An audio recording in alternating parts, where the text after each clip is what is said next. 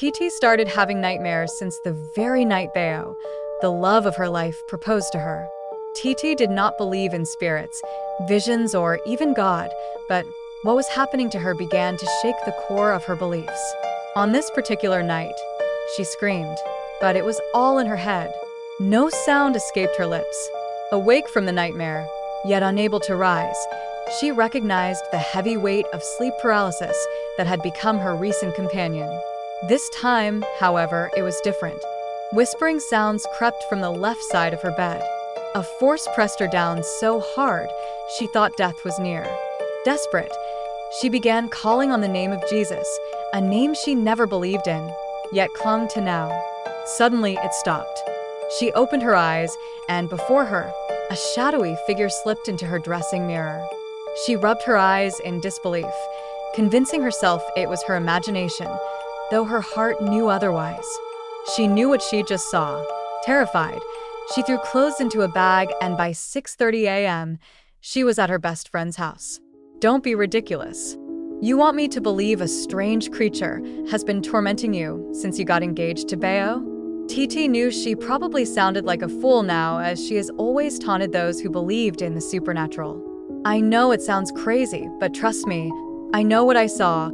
I literally saw a creature disappear into my mirror, Titi said, hoping she sounded convincing enough, as she really needed someone to believe her at the moment. Anita bursted into laughter. I am so sorry for laughing. I don't mean to laugh, but it's so funny coming from you. Who would have thought the day when a spirit would visit you? Look, you can laugh all you want, but I know what I'm experiencing, especially today. I wouldn't make this up. Titi replied.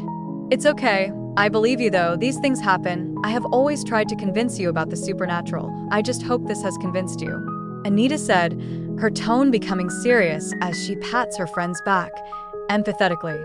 I don't even know what to believe anymore, but I just want this whole nightmare gone, Titi replied. Maybe it's just the frenzy of the wedding preparations. You need to calm down. Don't worry, I can take you to go see my pastor if you want so. He can pray for you, Anita suggested. Don't worry about that. I don't think I am ready to see any pastor. Can I stay in your house for a few days? I don't think I want to stay alone for now. Tittle pleaded with her friend. Of course. You can stay till the wedding if you want. The wedding is in 2 weeks. It's even better. Let me enjoy my friend before she goes to her husband's house, Anita teased. Tit heaved a sigh of relief. Grateful, she thanked God silently for a friend like Anita. Surprisingly, for the first time in weeks, Titi did not have any nightmare the night she slept in Anita's house. She slept like a baby. Maybe your house is haunted. Anita teased her while they had breakfast the following morning. Well, it's good I'll be moving to my man's house in 2 weeks. That same day, they drove to a wedding store to shop for her wedding dress. Titi was so relieved the whole nightmare was over. Maybe the house is being haunted after all, she thought to herself as she tried on several dresses. She was checking out the third dress when a sharp pain pierced her chest. She screamed in agony.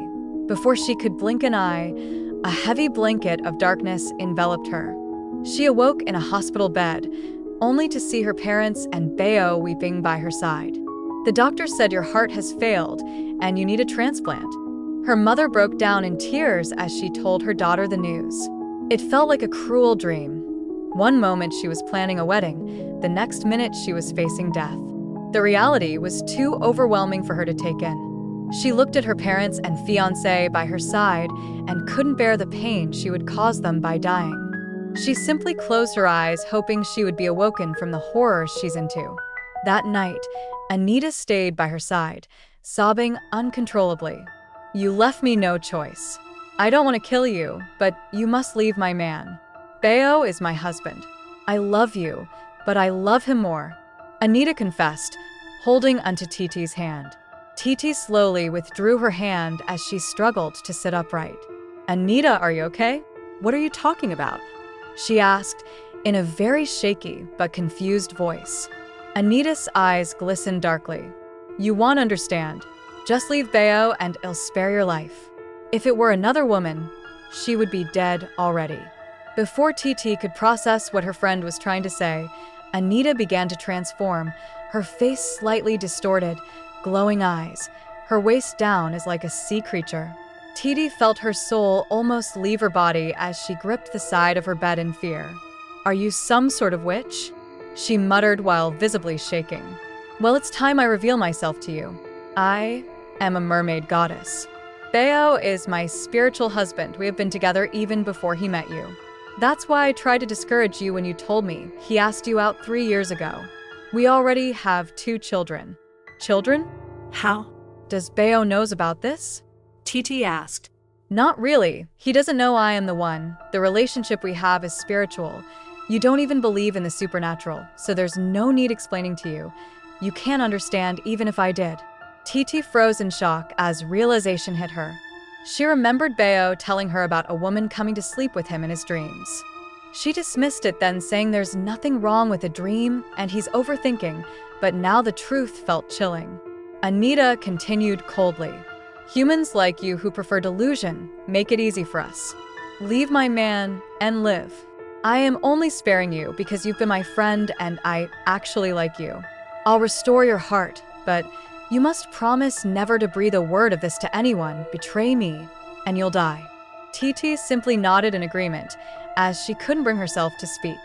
Right before her eyes, Anita vanished into thin air, and Titi fainted in fear. The next morning, her heart began to function properly, leaving the doctors baffled.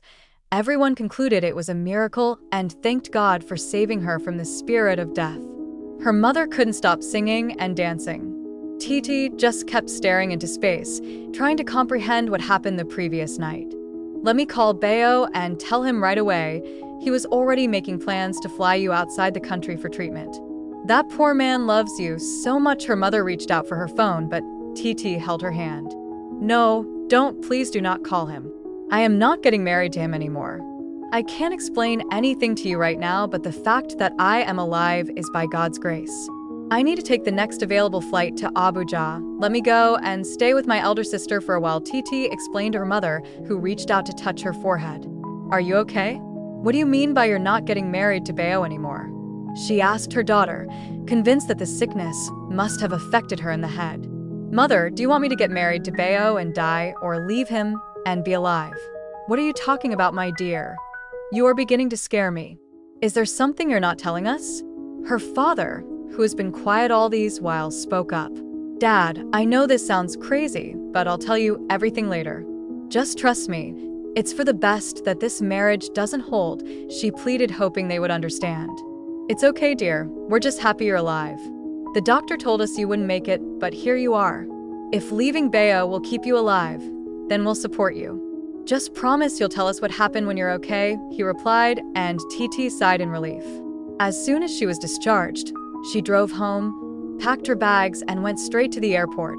With tears in her eyes, she sent Bayo a breakup message telling him it was over and that she didn't mean to hurt him. After sending the text, she blocked him everywhere and switched off her phone. As she boarded the next available flight to Abuja, she reflected on her foolishness. She thought about how always saw religious people as fools, thinking she was smart and woke for not believing in the spirituality of life, and now her stupidity has cost her her marriage and almost her life. She has been best friends with a mermaid goddess and didn't know it. She closed her eyes as tears streamed down freely. The thought losing the love of her life to her evil friend was too painful. She knew it would take a while before she healed from the heartache. She was just glad the nightmare was over and she was alive. The end.